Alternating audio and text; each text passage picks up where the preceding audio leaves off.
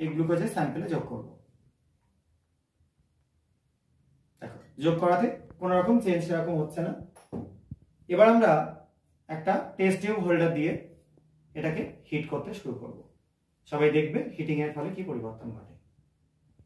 আর হিটটা কোনোদিন ডাইরেক্টলি করবে না, আগেও তোমাদের বলেছি। এই পরীক্ষাটা বায়োকেমিক্যাল টেস্টের খুব গুরুত্বপূর্ণ একটা পরীক্ষা। এটাতেও সিএইচও গ্রুপটাকে খুব ভালো মতো আইডেন্টিফাই করা যায়। এবং এখানে তোমরা টেস্ট টিউবটাকে ধীরে ধীরে সরিয়ে সরিয়ে হিট করতে থাকবে এবং দেখবে কি পরিবর্তনটা ঘটে।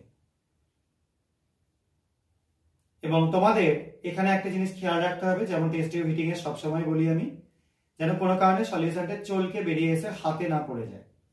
সেই জন্য আস্তে আস্তে তোমরা হিট করবে সরিয়ে সরিয়ে, তাতে সময় লাগুক।